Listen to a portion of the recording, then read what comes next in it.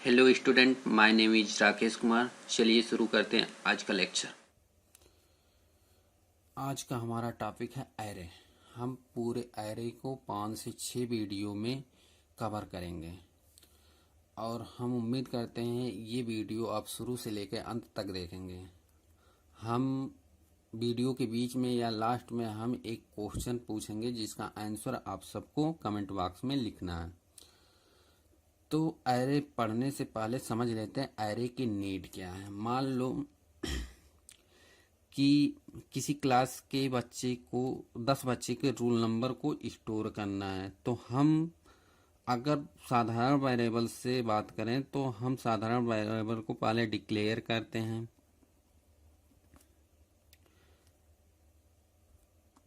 फिर इस साधारण वेरिएबल में हम डिक्लेयर करने के बाद इनिशियलाइज करेंगे। इस साधारण वेरिएबल में सिर्फ एक ही वैल्यू को हम इंटर कर सकते हैं। अगर मान लो मेरे पास 10 स्टूडेंट होते हैं पूरी क्लास में, तो हम 10 वेरिएबल को पहले डिक्लेयर करते हैं, फिर उसमें इनिशियलाइज करते हैं। मान लो रोल नंबर 1, रोल नंबर 2, इस तरीके से हमें टोटल 10 वेरिएबल को डिक्लेयर करना पड़ता सबसे पहले। तो ये बहुत ही टाइम कंज्यूमिंग है। तो इसी को ओवरकम करने के लिए हमारे पास एरे की नीड पड़ी। तो एरे होता क्या है? Array is derived data type which use to represent a large number of homogeneous value of contiguous memory location. Homogeneous का मतलब क्या होता है कि जो हमारे पास वैल्यू होते हैं एक से ज़्यादा, वो एक ही टाइप के होने चाहिए। अगर हम किसी भी एरे में अगर सिर्फ इंटीजर टाइप के वैल्यू को स्टोर कर रहे हैं तो सब इंटीजर टाइप के होने चाहिए। अगर हम किसी भी एरे में फ्लोट टाइप के वैल्यू को इंटर कर रहे हैं तो सब फ्लोट टाइप के होने चाहिए। होमोजीनियस का मतलब ये हुआ। और और एरे की एक खासियत और है कि जो ये वैल्यू स्टोर होता है वो सब एक कॉन्टिग्यूअस मेमोरी लोकेशन पे होता है। इसको समझने के लिए अभी आगे चलेंगे। तो जैसे हम अब नेक्स्ट टॉपिक पढ़ते हैं, declaration of array. Declaration of array मतलब हम एरे को कैसे डिक्लेयर करेंगे। जैसे साधारण वेरिएबल को डिक्लेयर करते हैं, सेम उसी तरह से हम एरे को भी डिक्लेयर करते हैं। सबसे पहले क्या होता है कि डेटा टाइप होता है, डेटा टाइप। फिर क्या होता है? Array name. फिर एरे की साइज होती है। इस हम जनरल फॉर्म में एरे को डिक्लेयर करते हैं। फॉर एग्जाम्पल, मान लो हमारे पास इंटीजर टाइप के एक एरे को डिक्लेयर कर रहे हैं जिसका नाम है मार्क्स और जिसकी साइज है 30। मान लो हम किसी फ्लोट टाइप के एरे को डिक्लेयर कर रहे हैं, तो फ्लोट, मान लो उस फ्लोट का नाम है फीस और इसमें 30। हम कैरेक्टर टाइप के भी एरे को डिक्लेयर कर सकते हैं।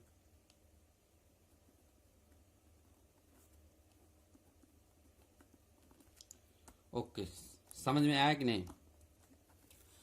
अब नेक्स्ट पढ़ते हैं कि कितने तरीके का एरे होते हैं। एरे मेनली 2 तरीके के होते हैं।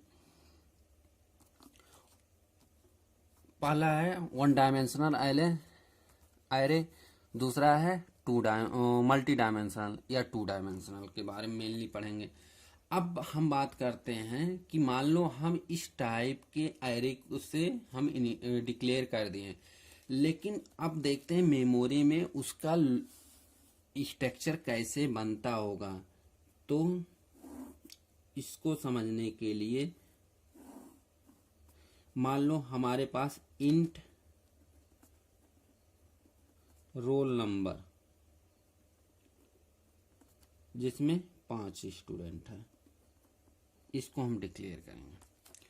तो सबसे पहले एक रोल नंबर नाम के वेरिएबल को डिक्लेयर हुआ। तो जो ये वेरिएबल है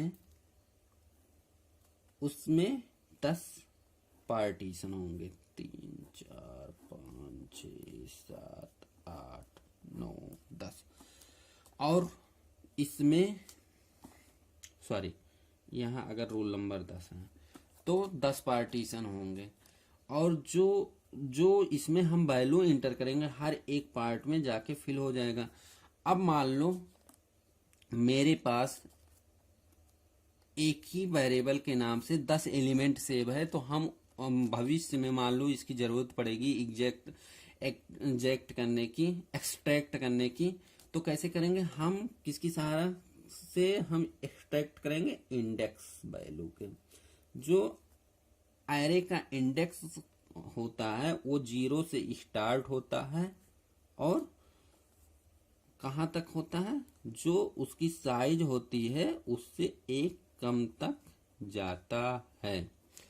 मतलब जो इंडेक्स होता है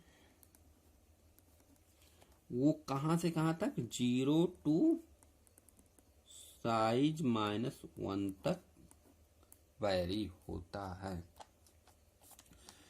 तो अब देखते हैं कि ये हमारे पास एरे टाइप है और ये साधारण वेरिएबल है। तो दोनों में डिफरेंस क्या हुआ? दोनों में डिफरेंस ये है कि अगर किसी वेरिएबल के सामने ये स्क्वायर ब्रैकेट लग रहा है तो मतलब वो वेरिएबल एरे टाइप का है। और उस स्क्वायर ब्रैकेट के अंदर अगर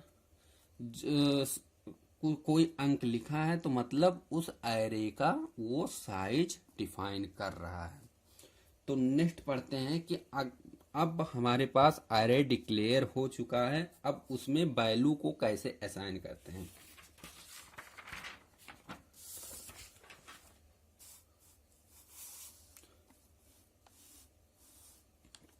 तो नेक्स्ट टॉपिक क्या है? अगला टॉपिक क्या है?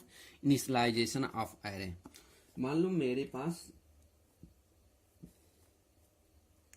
एक वेरिएबल पहले से, एक एरे जिसका नाम है रोल नंबर, ये पहले से डिक्लेयर है। अगर इसमें वैल्यू असाइन करना है तो हम इस तरीके से कर सकते हैं। जो वैल्यू हम इंटर करेंगे ब्रेसेस के अंदर, कुछ भी वैल्यू मान लो 10 11 12 13 14, ये 5 वैल्यू आ गई है। तो जब ये इनिशियलाइज होगा तो ये मेमोरी में किस टाइप से होगा? तो कुछ मेमोरी में इस टाइप से बनेगा जिसमें 10 11 12 13 14 और इसकी इंडेक्स वैल्यू कहाँ से कहाँ तक जाएगी, कुछ इस तरीके से बन रही होगी।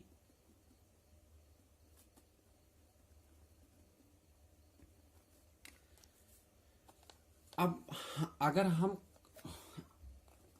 मेमोरी कॉन्फ़िगरेशन की बात करें तो मान लो इसका एड्रेस किस एड्रेस पे सेव है? 2002 पे। तो नेक्स्ट का क्या होगा एड्रेस? 2004 होगा। फिर नेक्स्ट का 2006 होगा, 2008 होगा, 2010 होगा। क्यों? क्योंकि ये किस टाइप से है? इंटीजर टाइप का है। हम जानते हैं इंटीजर एक डिजिट स्टोर करने के लिए 2 बाइट स्थान लेता है। तो 10 को स्टोर करने के लिए 2 बाइट होगा। नेक्स्ट क्या होगा? 11 2 बाइट में स्टोर होगा, 12 2 बाइट में, 13 2 बाइट में, 14 2 बाइट में, इस तरह से स्टोर हो जाएगा। अगर हम बात करें कि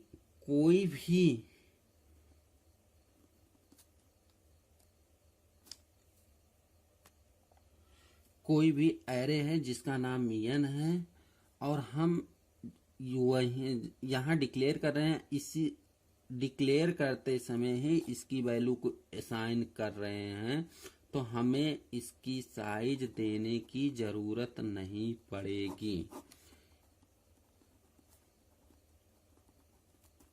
जो साइज है उसको देने की जरूरत नहीं है, सिर्फ इनिशियलाइज कर दे रहे हैं। तो क्या होगा कि वो अपने हिसाब से ये 0 इंडेक्स पे सेव हो जाएगा, ये 1 ये 2 इंडेक्स पे सेव हो जाएगा। लेकिन ये जरूरी है कि अगर जहां हम डिक्लेयर कर रहे हैं और इनिशियलाइज कर रहे हैं तो हमें स्टैटिक क्लास की जरूरत पड़ेगी। तो static int n square bracket equal braces के अंदर जो एलिमेंट इनिशियलाइज कर रहे हैं वो देंगे। दूसरी बात, मतलब जब हम डिक्लेयर जहां कर रहे हैं वहीं इनिशियलाइज कर रहे हैं, तो या तो हम ये मस्ट है कि स्टैटिक क्लास स्टोरेज क्लास लगाना है। अगर हम साइज देना चाहे या ना देना चाहे ये ऑप्शनल है। अगर साइज हम 3 दे रहे हैं तो इस तरीके से होगा, अगर हम साइज नहीं देना चाह रहे हैं तो वो अपने ही लोकेशन पे जाके हर एक वैल्यू सेव हो जाएगा, इसको बताने की जरूरत नहीं है। टाइम बचाने के लिए हम पहले से 2 पॉइंट लिखे हैं, जो अभी बताए हैं कि जो जहां डिक्लेयर कर रहे हैं अगर वहीं इनिशियलाइज कर रहे हैं तो स्टैटिक क्लास स्टोरेज क्लास की जरूरत पड़ेगी, और साइज ऑप्शनल है, साइज देना चाहे या ना देना चाहे, ये पॉइंट यहाँ लिखा गया है। आप लोगों के लिए आज का सवाल है कि कमेंट बॉक्स में लिखिए कि इस एरे का रेंज क्या है। Hello student, my name is Rakesh Kumar. चलिए शुरू करते हैं आज का लेक्चर।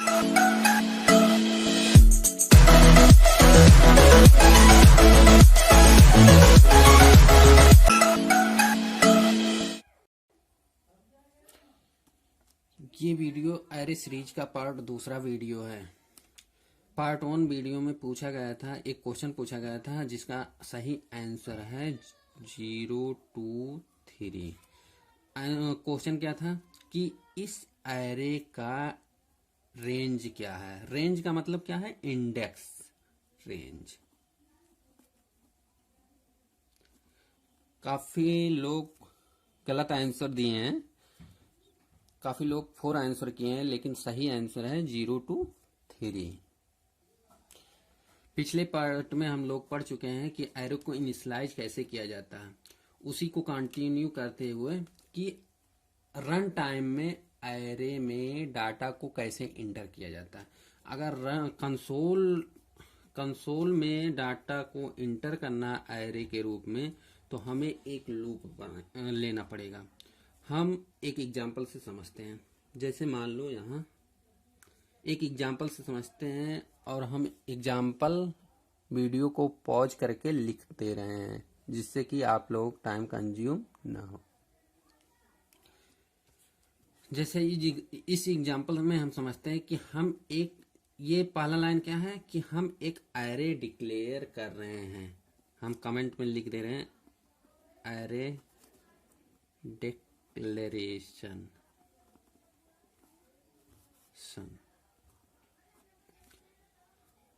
अब इस एरे को इनिशियलाइज करने के लिए हमें एक लूप लेना पड़ेगा। लूप में एक वेरिएबल लेना पड़ेगा, जो कि हम एक वेरिएबल को डिक्लेयर कर लिए हैं जिसका नाम आई है। अब हम एक लूप चलाते हैं, फाल लूप चलाते हैं i = 0 से i < 6 या i <= 5 तक ही चला सकते हैं, क्योंकि यहाँ कितना टोटल साइज है एरे का 6 है। लेकिन एरे के साइज से काम नहीं होता, एरे के इंडेक्स वैल्यू पे काम होता है। तो एरे की इंडेक्स शुरू कहाँ से होती है, 0 से स्टार्ट होती है, और एरे का साइज 6 है, तो हमें 0 से 5 तक लूप चलाना पड़ेगा या <6 तक लूप चलाना पड़ेगा। और 0 के लिए अगर i की वैल्यू 0 है और i <6 है, तो ये लाइन एग्जीक्यूट होगा, इस लाइन से हमें क्या होगा कि नंबर के ith इंडेक्स पे जाके वैल्यू सेव हो जाएगी जो हम वैल्यू इंटर करेंगे।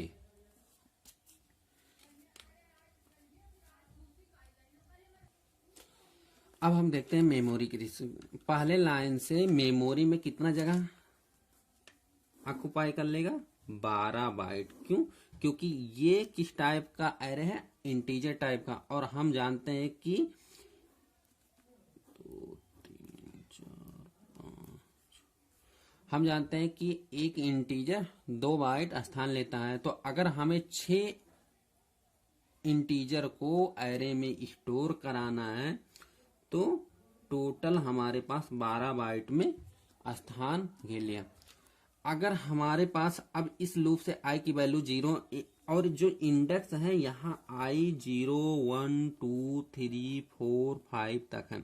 अगर हम पहला वैल्यू 10 इंटर करते हैं तो यहाँ आके सेव होगा क्योंकि i की वैल्यू 0 होगी। दूसरा i की वैल्यू 1 होगी तो यहाँ आके सेव होगा, i की वैल्यू 2 होगी तो यहाँ i की वैल्यू 3 होगी, यहाँ i की वैल्यू 4 होगी, यहाँ i की वैल्यू 5 होगी। तो यहाँ अगर i की वैल्यू 6 होगी तो ये लाइन एग्जीक्यूट ही नहीं होगा क्योंकि यहाँ कंडीशन फुलफिल नहीं होगा।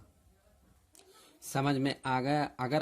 अगर हमें एरे में कंसोल रूप से डाटा को इंटर करना है तो हमें एक लूप की जरूरत पड़ती है। नेक्स्ट हम देखते हैं कि एरे से डाटा को रीड कर। तो नेक्स्ट हेडिंग है reading data from an array, कि हम एरे से डाटा को कैसे रीड करते हैं। एरे को डाटा से रीड करने के लिए एक लूप की जरूरत पड़ेगी क्योंकि हमें एक से ज्यादा एलिमेंट को एक ही बार में रीड करना है तो हमें एक लूप की जरूरत पड़ेगी।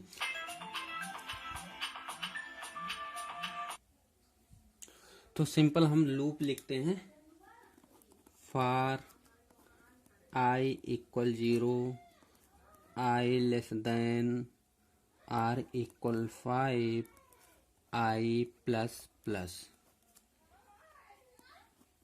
और हम उस वैल्यू को प्रिंट करा लेंगे।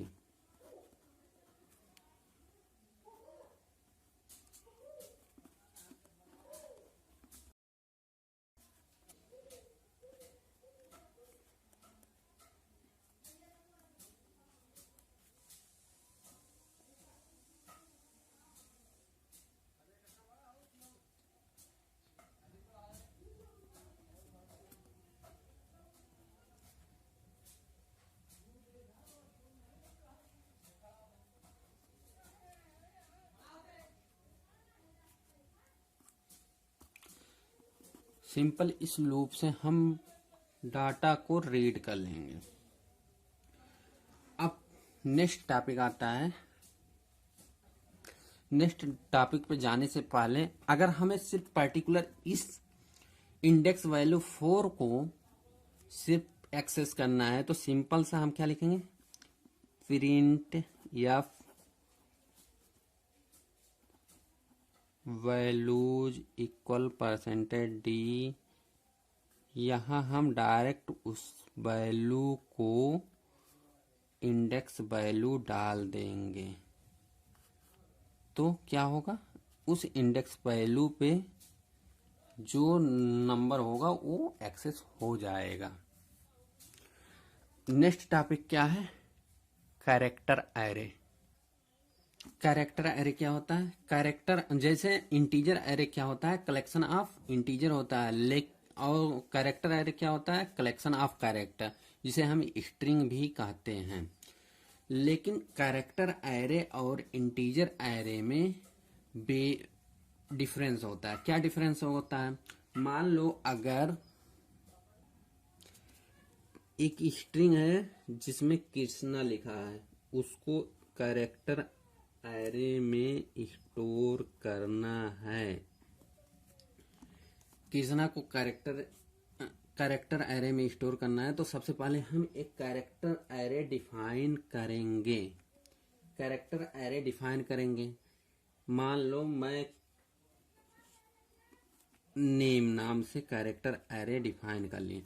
अब इस स्ट्रिंग में देखते हैं हम कितना डिजिट है, कितना कैरेक्टर है, 3 3 6 एक साथ। लेकिन जब कैरेक्टर अरे हम डिसाइड करते हैं, डिक्लेयर करते हैं, तो जो लेंथ होता है उससे हम एक ज्यादा डिक्लेयर करते हैं। ऐसा क्यों, ऐसा अभी हम समझते हैं। तो अगर हमें इसको अब इनिशियलाइज करना है तो नेम के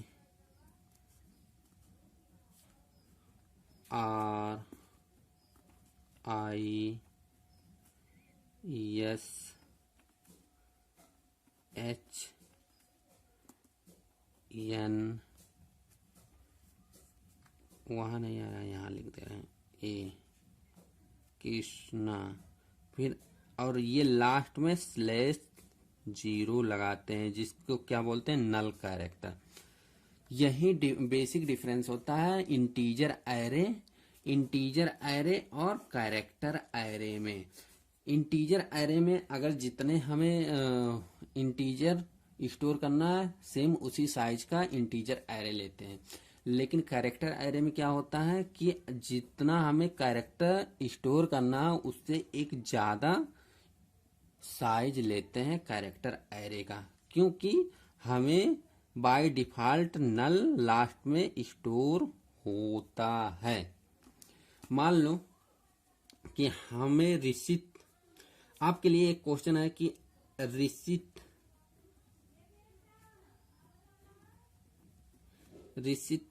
स्ट्रिंग को कैरेक्टर एरे का साइज क्या होगा, साइज ऑफ कैरेक्टर एरे।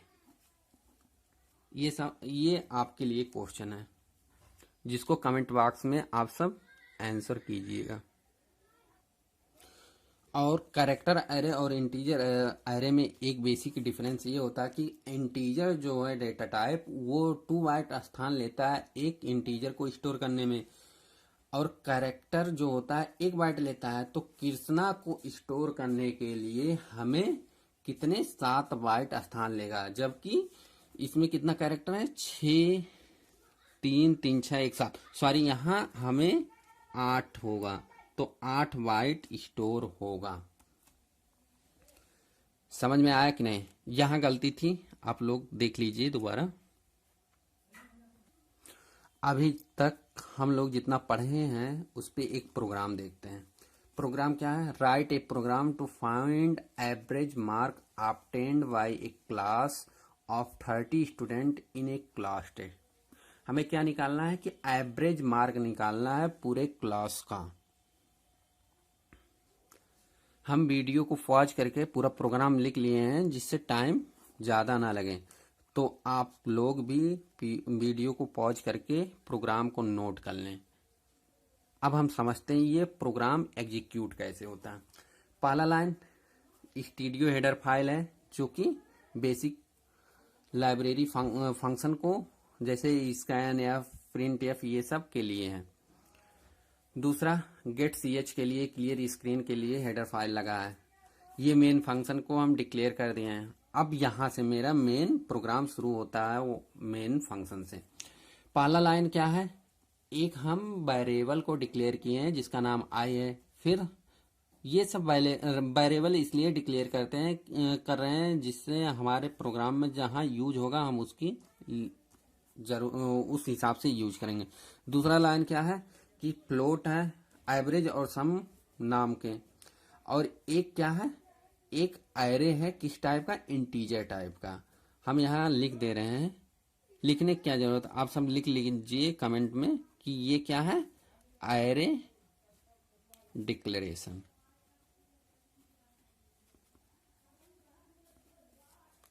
तो एरे डिक्लेयर हो गया। अब इसमें हमें वैल्यू को इंटर करना है।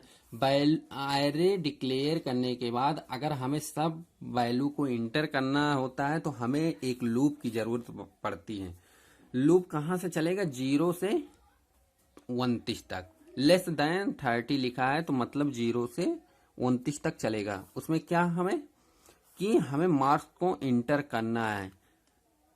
जो मार्क्स हम इंटर करेंगे बार बार, वो क्या होगा, हमारे जाके उस इंडेक्स वैल्यू में इस स्कैनएफ वाले लाइन से सेव हो जाएगी। अब ये वैल्यू हमारे एरे में सेव हो चुकी है, तो अब हम क्या करेंगे, उन सब का पहले सम निकालेंगे, फिर एवरेज निकालेंगे। अब सम निकालने के लिए उस एरे से डाटा को रीड करना पड़ेगा, तो उसके लिए भी हमें एक लूप की जरूरत पड़ेगी। तो नेक्स्ट है फॉर आई इक्वल 0 से हम एक लूप चला रहे हैं, जो कि लूप की बॉडी के अंदर सम, अगर यहाँ ब्रेसेस नहीं लगा है तो सम मतलब क्या होता है कि फॉर लूप का जो बॉडी होता है सिर्फ एक लाइन होता है। तो लूप की बॉडी में क्या लिखा है, sum equal sum plus marks आई।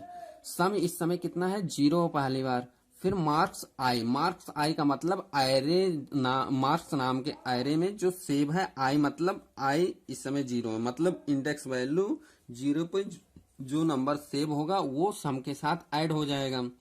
फिर जो सम के साथ ऐड होगा उसकी वैल्यू को फिर सम वाले वेरिएबल में स्टोर हो जाएगा। फिर नेक्स्ट आई की वैल्यू 1 बढ़ेगी, तो क्या होगा, सम जो स्टोर हुआ होगा प्लस जो अगला एरे का इंडेक्स नंबर से आएगा निकल के, उसका ऐड होगा। इस तरह एडिशन पूरे एरे के हो जाएगा। एडिशन के बाद हम एवरेज निकालते हैं, तो एवरेज इक्वल सम अपान कितना टोटल नंबर है, 30 स्टूडेंट हैं, तो 30 से डिवाइड करेंगे। अब हमारे पास एवरेज भी आ गया। अब एवरेज को प्रिंट कराते हैं, तो ये प्रिंट ये फंक्शन लगाना पड़ रहा है। समझ में आया पूरा प्रोग्राम कि नहीं? एक बार वीडियो, जिन लोग समझ में नहीं आया है, एक बार वीडियो को पॉज करके दोबारा से समझ लें। अब देखते हैं कि इसका आउटपुट क्या आएगा, इस प्रोग्राम का आउटपुट क्या आएगा। अगर आउटपुट की बात करें तो सबसे पहले क्या होगा, मार्क्स नाम के एक एरे यहाँ मेमोरी में कुछ इस टाइप का बनेगा, जिसमें 30 सेल होंगे। हम पूरा 30 नहीं बना रहे हैं, आप लोग बना लीजिएगा अगर नहीं आएगा। ये आउटपुट में नहीं आएगा, ये हम समझा रहे हैं कि मेमोरी में कैसा सिनेरियो बन रहा होगा। और यहाँ इंडेक्स वैल्यू 0 1 2 3 4 5 इस तरह से चल रहा होगा। जो इंडेक्स है हम इसको आई से डिक्लेयर किए हैं, हम एक वेरिएबल लिए आई से इंडेक्स के लिए। और जो ये एरे है इसका नाम क्या है, मार्क्स। अब पहली बार अगर वैल्यू इंटर करने हम जाएंगे तो सबसे पहले क्या आउटपुट में दिखेगा, आउटपुट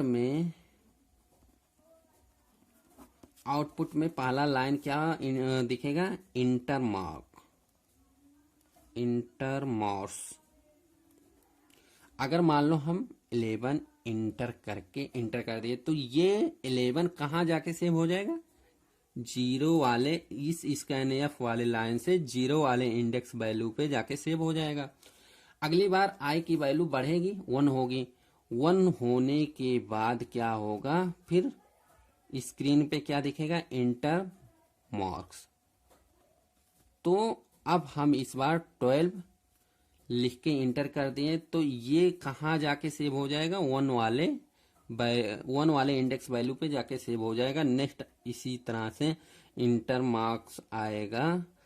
मान लो इस बार हम 13 लिख के इंटर कर दिए, 13 लिख के इंटर कर दिए, तो 13 कहाँ जाके सेव हो जाएगा, इस तरीके। इस तरह हमारे पास कब तक आएगा, पूरा 30 इंडेक्स वैल्यू 29 तक आएगा। मान लो हमारे पास लास्ट में क्या हुआ, इंटर मार्क्स हम 40 लिखकर इंटर कर दिए। इसी तरह 13 14 15 16 17 18 कहाँ तक, 40 तक। अब ये सब तो इस लाइन से हो गए एग्जीक्यूशन। उसके बाद ये सब वैल्यू जाके यहाँ सेव हो जाएगी 11 से लेके 40 तक। अब अगर सम होगा तो नेक्स्ट लाइन आउटपुट में क्या दिखेगा, एवरेज। ये प्रिंट एफ में एवरेज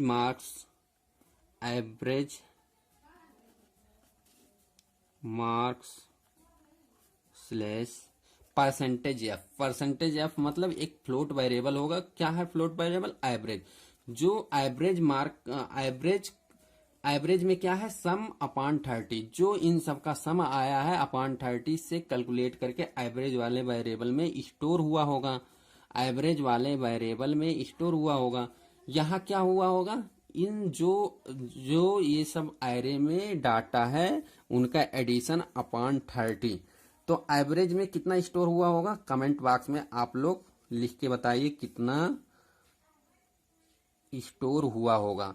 तो ये एवरेज मार्क्स में वही वैल्यू यहाँ आएगा आउटपुट में। समझ में आया? तो इस वीडियो को ज़्यादा से ज़्यादा शेयर करें ताकि जो लोग ज़्यादा से ज़्यादा लोग लाभान्वित हो सके। वीडियो देखने के लिए थैंक यू।